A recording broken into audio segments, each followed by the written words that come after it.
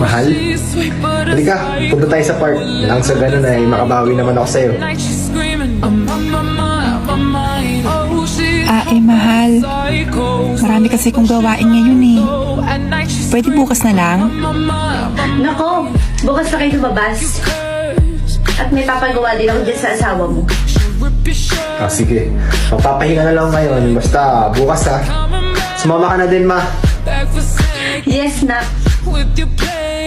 Sige na mahal, magpahinga ka na ha. Sige.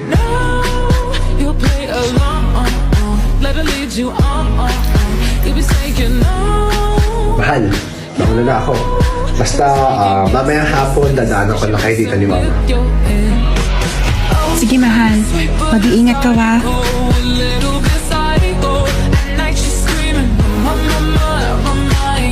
Mahal?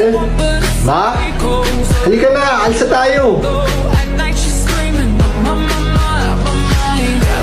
Bakit wala sila? Asan yung mga yun? Anak, yung asawa mo. Nasama siya sa sunog sa mall.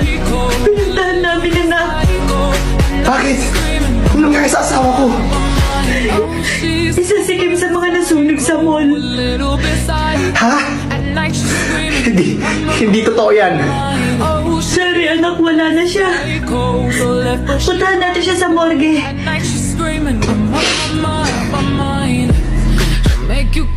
Mahal, sa taon na nakalipas, simula nung nawala ka, namimiss na kita. Hindi ko alam kung kaya ko pa bang magmahal ng iba. Okay lang yan, anak. Ang importante, safe na siya sa kabilang buhay. Wala eh. Ganyan talaga. Hiram lang ang buhay. Hi, magandang araw sa inyo. Bakit parang pinaglalamayan niyo na yata ako? Yes, sino po sila?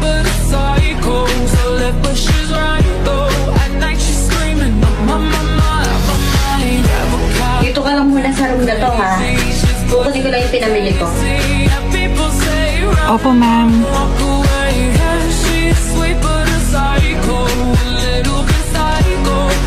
Kahit kailan talaga uto-uto ka eh. Teka, ma'am! Pakawalan niyo ako dito.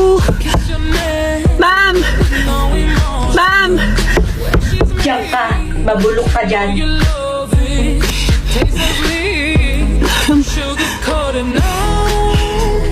Hello, sunugin mo na yung mall. Palabas na. Opo madam, masusunod. Buti naman nagising ka na. Nasaan ako? Ligtas ka na. Huwag ka na muna gumalaw. Sino ka? Nailigtas ka sa sunog sa mall. Isa ka sa nailigtas na kapatid ko. Ha? Nakita ka lang na nakapadlock sa stock room. Buti nakita ka agad ng kapatid ko. Pero salamat. Wala yun, magpahinga ka muna.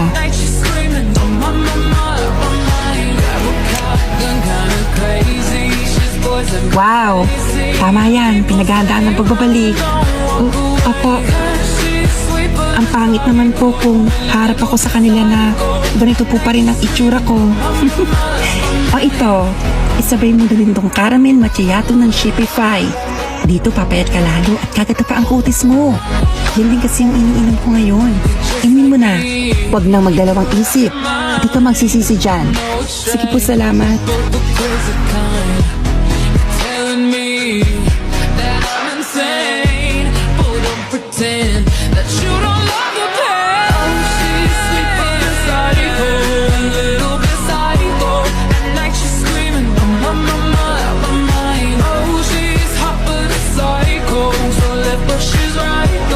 Ano?